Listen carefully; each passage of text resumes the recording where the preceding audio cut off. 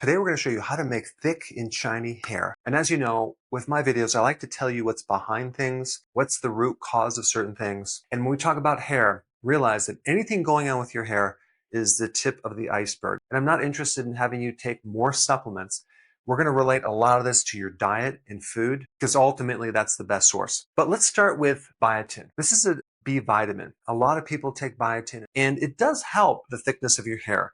It helps your nails. It helps your skin. But why do you need to take biotin? Are we deficient in biotin? Biotin can come from the diet, but it can also come from your own gut microbiome. Your good bacteria make biotin. And one side effect of antibiotics is a problem with your hair. And that's because certain microbes are no longer there, or they're in smaller amounts and they're just not making enough biotin. There's a huge connection between some alteration in your gut and problems with your hair because of a biotin deficiency. This is why people that start taking biotin might see a change, but then when they stop taking biotin, the hair problem comes right back. A couple other reasons why people might be deficient in biotin is that they eat raw eggs. There's a certain chemical in the egg that if you don't cook it, can combine with biotin, lock it up and prevent the absorption. If you cook the whites of the egg, okay, not the yolk, you don't have to worry about it. You're not going to become deficient in biotin. Alcohol is another reason why people are deficient in biotin. Alcohol messes with your liver. It also messes with the absorption of biotin. What are the best sources of biotin? Liver, egg yolks. Here you have this great biotin that's in the yolk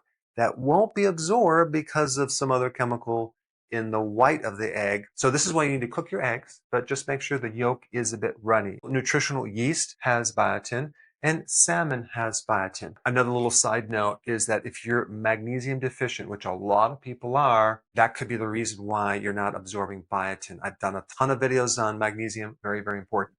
Also, zinc is a helper to biotin as well, and so is copper. Let's move over to vitamin A. I'm talking about the active form of vitamin A called retinol, which is only in animal products. Of course, the best source of vitamin A is in liver and egg yolks, but you can also get it in shellfish and cod liver oil. What's so important about vitamin A in relationship to your hair? Vitamin A helps control sebum and makes your hair very, very shiny. Let's go to omega-3 fatty acids. You have omega-3 fatty acids and then you have omega-6 fatty acids. So when people are consuming a lot of seed oils, corn oil, vegetable oil, those oils are very, very bad for a lot of problems in your body, including your hair. So both the omega-3 and omega-6 kind of compete. So what we want to do is we want to eliminate the omega-6 fats and increase omega-3 fatty acids, because omega-3 is so important in making the hair thick, in making your hair shiny. And you can get omega-3 fatty acids from fish oils,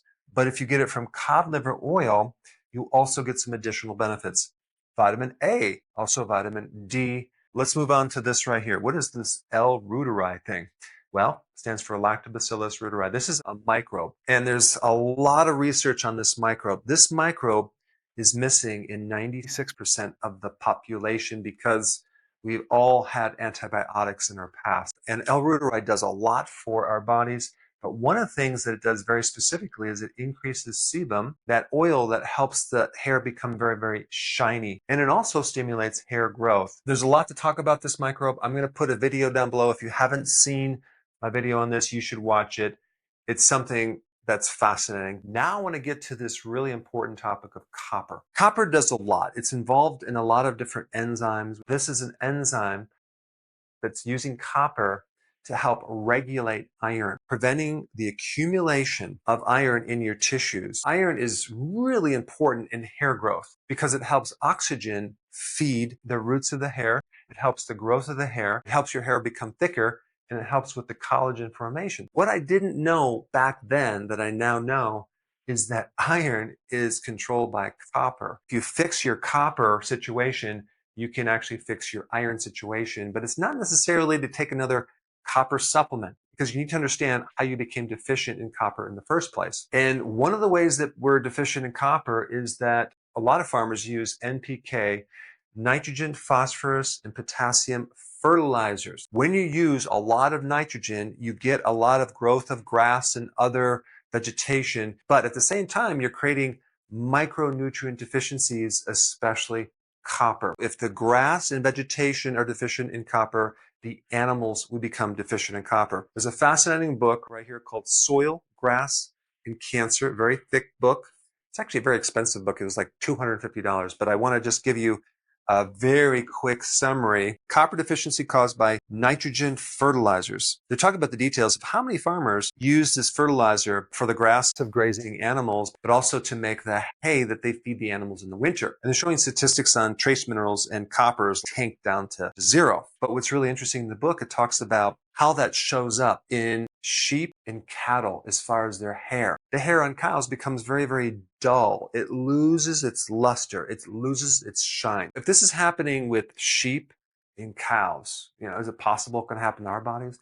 The answer is yes. So NPK is one of the causes of a deficiency of copper. Also, when we consume too much iron, all the wheat products and grain products are fortified with iron, and taking too much iron locks up your copper as well. We lose like 0.5 milligrams to 1 milligram a day, yet the RDAs, or the recommended iron per day, is like 8 to 18 milligrams. So there's a big problem with iron. Vitamin A and copper work together. They need each other to work. You go on a low-fat diet, you end up with a low retinol or vitamin A situation, and that's going to affect copper as well. High fructose corn syrup depletes copper. If you're consuming a lot of junk food, this could be why you have a problem. If you're taking a lot of zinc for a long period of time, that can deplete copper. So I always recommend taking your zinc in a blend of other trace minerals. And also, if you're taking magnesium, I'd recommend taking it in a form as magnesium glycinate. I know I gave you a lot of information. I'm going to summarize it right now. You want to start taking probiotic foods,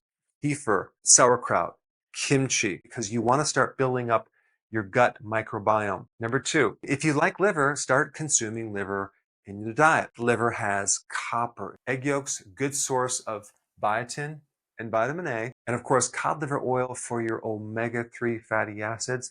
I personally like cod liver in cans.